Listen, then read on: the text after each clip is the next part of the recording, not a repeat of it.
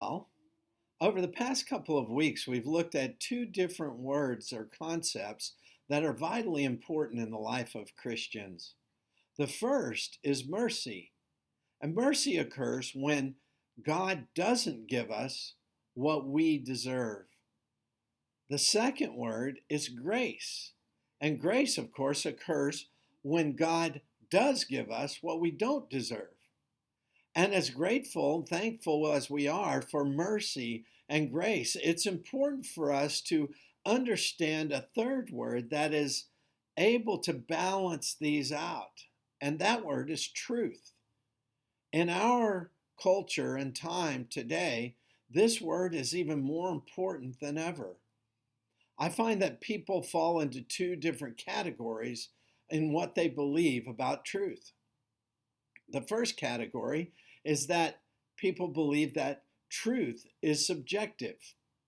This means that my truth and your truth and their truth and our truth can all be different, but all be true at the same time. Even as I'm saying this, it sounds nonsensical because it is. It actually undefines the word truth. If truth can mean everything, then it actually means nothing. The other group of people are the people that believe that truth doesn't matter. We have mercy and we have grace, so truth doesn't matter. A lot of times we Christians fall unknowingly into this type of belief. We think, well, you know what? I've been forgiven by God's grace, so it really doesn't matter what I do or how I treat people or what I say or how I live my life. We see this a lot of times in our parenting, that we ignore the truth of the issues in our children's lives in order to be loving and merciful and gracious parents. And in doing so, we miss out on helping our children to grow to deal with the issues that must be dealt with once the truth becomes known. Jesus was very clear about the truth. In fact, in John chapter 1, John says that Jesus came with the truth. He says in John 1:14 that the Word, that is Jesus, became flesh and dwelt among us, and we beheld his glory, even as of the only begotten of the Lord, full of grace and truth.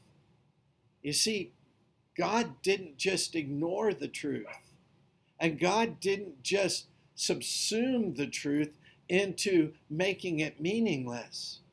God overcame the truth of our sin and our deserved judgment with his grace and with his mercy. As we think about this, Jesus said that if we abide in his word, we are truly his disciples. And he said, and you will know the truth, and the truth will make you free. Well, how does that happen? What does it mean to be set free by the truth? It means that we are able to live the lives that God has called us to live. We're able to see and to change the things in our lives that don't match up to his objective, unchangeable truth. You see, when we look at the truth, it's not just a matter of personal preference, and it's not something that we can just ignore. Jesus told us the truth.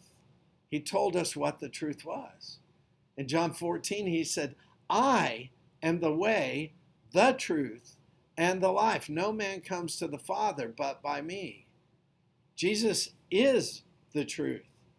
And so an understanding of the truth cannot be found outside of the reality of the person Jesus Christ. You see, then once we know him, once we understand that he is the truth, then we are truly set free. We're set free from our sin because he has forgiven us from them. We're set free from all of the bad habits that we've brought into our lives. Why? Because he empowers us to live new lives. We're set free from making the same mistakes over and over and over again. Why? Because he's there to help us and to change us and to grow us into the people that we were created to be. It's a tragic thing to ignore the truth.